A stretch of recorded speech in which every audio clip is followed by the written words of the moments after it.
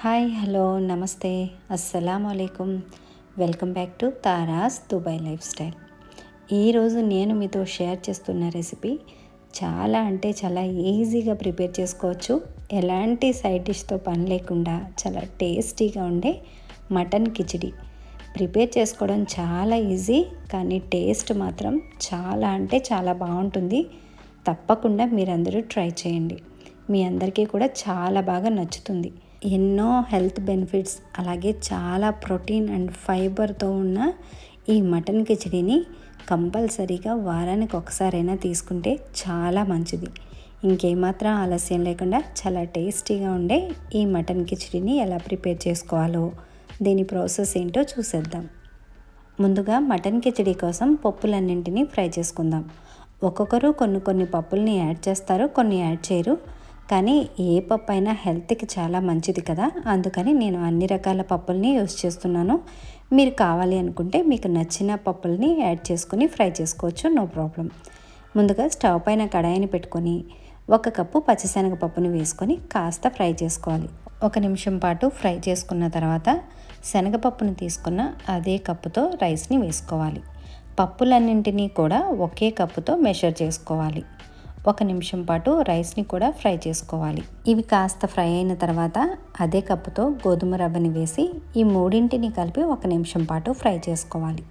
అవి కూడా కొంచెం ఫ్రై అయిన తర్వాత అదే కప్పుతో కందిపప్పు, పెసరపప్పు, ఎర్ర కందిపప్పును కూడా వేసుకొని వీటన్నింటినీ కలిపి మాడిపోకుండా లో ఫ్లేమ్లోనే లైట్ గోల్డెన్ కలర్ వచ్చేంత వరకు ఫ్రై చేసుకోవాలి. కిచిడీని ఎప్పుడు ప్రిపేర్ చేసుకున్నా ఈ పప్పులన్నింటినీ డ్రై రోస్ట్ చేసుకుంటేనే కిచిడీ టేస్ట్ చాలా బాగుంటుంది. లేదు అనుకుంటే డైరెక్ట్గా అయినా కుక్ చేసేసుకోవచ్చు. ఇలా లైట్ గోల్డెన్ కలర్ వచ్చేంత వరకు ఫ్రై చేసుకున్న తర్వాత స్టవ్ ఆఫ్ చేసేసుకొని పూర్తిగా చల్లగా అయ్యేంత వరకు పక్కన పెట్టేసుకోవాలి. ఎక్కువ మొత్తంలో ఫ్రై చేసుకున్న ఈ పప్పుల్ని ఏదైనా ఎయిర్ టైట్ కంటైనర్లో స్టోర్ చేసుకుంటే 1 ఇయర్ వరకు కూడా ఈ పప్పుల్ని స్టోర్ చేసుకోవచ్చు. పప్పులను ఎక్కువ క్వాంటిటీలో ఫ్రై చేసుకుంటే కిచిడీ చేసే ప్రతిసారి ఫ్రై చేసుకునే పని ఉండదు. ఎప్పుడు కిచిడీ ప్రిపేర్ చేసుకోవాలనుకున్నా చాలా త్వరగా ప్రిపేర్ చేసుకోవచ్చు. ఫ్రై చేసుకున్న ఈ పప్పులన్నింటినీ 1 కప్పు క్వాంటిటీతో తీసుకొని శుభ్రంగా 2-3 సార్లు వాష్ చేసుకొని నీళ్లు వేసి ఒక 15 నిమిషాలు నానబెట్టుకోవాలి. ఇప్పుడు స్టవ్ పైన ప్రెషర్ కుక్కర్ని పెట్టుకొని 1 స్పూను నెయ్యి, 2 స్పూన్ల ఆయిల్ని వేసుకోవాలి. పూర్తిగా నెయ్యితో అయినా ప్రిపేర్ చేసుకోవచ్చు, నో ప్రాబ్లం. ఆయిల్ కాస్త హీట్ అయిన తర్వాత 1 టీ స్పూను షాజీరా, 1 బిర్యానీ ఆకుని చిన్న ముక్కలుగా కట్ చేసుకుని వేసుకోవాలి. షాజీరా కాస్త చిటపటలాడిన తర్వాత కట్ చేసుకున్న ఒక పెద్ద సైజు ఉల్లిపాయ ముక్కలు అలాగే 1 పచ్చిమిర్చిని కట్ చేసుకుని వేసుకొని ఆనియన్స్ సాఫ్ట్గా అయ్యేంత వరకు 1 నిమిషం పాటు ఫ్రై చేసుకోవాలి. ఇలా ఆనియన్స్ కాస్త సాఫ్ట్గా అయిన తర్వాత దీనిలోకి 1 ఫుల్ స్పూను అల్లం వెల్లుల్లి పేస్ట్ని వేసుకొని అల్లం వెల్లుల్లి పేస్ట్ పచ్చివాసన పోయేంత వరకు ఫ్రై చేసుకోవాలి. ఇలా ఇది కాస్త ఫ్రై అయిన తర్వాత దీనిలోకి కట్ చేసుకున్న పొటాటో, క్యారెట్ పీసెస్ని వేసుకోవాలి. వెజిటేబుల్స్ సెలెక్షన్ అనేది పూర్తిగా మీ చాయిస్. మీకు నచ్చిన, మీకు అవైలబుల్గా ఉండే వెజిటేబుల్స్ని యాడ్ చేసుకోండి, నో ప్రాబ్లం. ఇలా దీన్ని 1 నిమిషం పాటు ఫ్రై చేసుకున్న తర్వాత దీనిలోకి 700 గ్రాముల మటన్ని వేసుకోవాలి. మటన్ కిచిడీలోకి బోన్తో ఉండే మటన్ చాలా బాగుంటుంది. మ్యాక్సిమం బోన్తో ఉండే మటన్ని ప్రిఫర్ చేయండి. ఇలా ఒక 3 నిమిషాలు ఫ్రై చేసుకున్న తర్వాత కట్ చేసుకున్న టొమాటో పీసెస్ అలాగే గ్రీన్ పీస్, రుచికి సరిపడేంత సాల్టు, 1/2 టీ స్పూను పసుపు, 1 స్పూను కారాన్ని ఇష్టపడే వాళ్ళు ఇంకాస్త కారాన్ని యాడ్ చేసుకోవచ్చు, నో ప్రాబ్లం.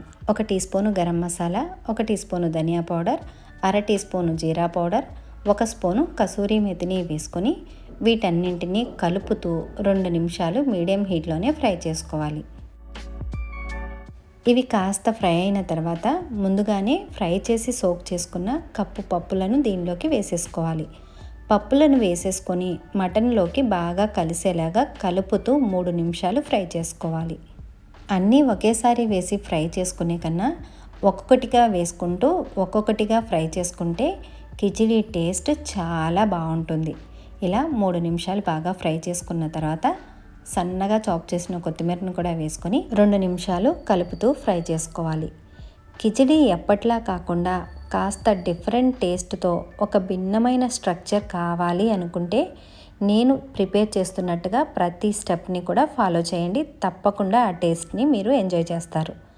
ఇలా బాగా ఫ్రై చేసుకున్న తర్వాత తీసుకున్న 1 కప్పు పప్పుకి 4 కప్పుల నీళ్ళ చొప్పున 4 కప్పుల నీళ్ళు వేసుకోవాలి.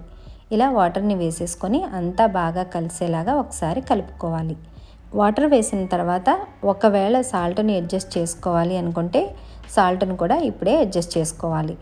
నాకైతే సరిపోలేదు, కాస్త సాల్ట్ని యాడ్ చేస్తున్నాను. సాల్ట్ వేసి అంతా బాగా కలిసేలా ఒకసారి కలుపుకొని కుక్కర్ మూత పెట్టేసి 5 విజిల్స్ వచ్చేంత వరకు ఉడికించుకోవాలి.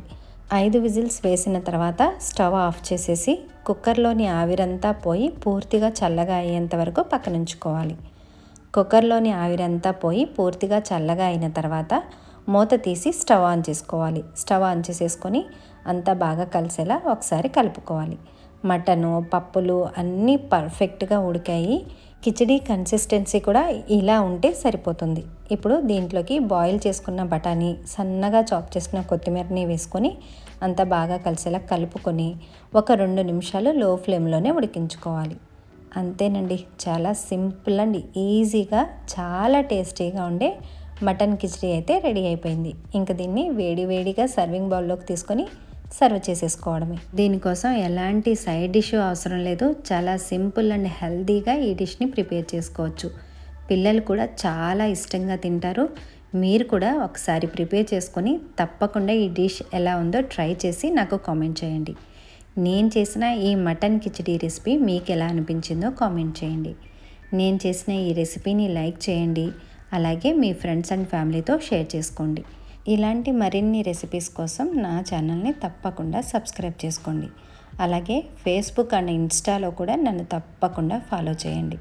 Thank you for watching. Allah Hafeez.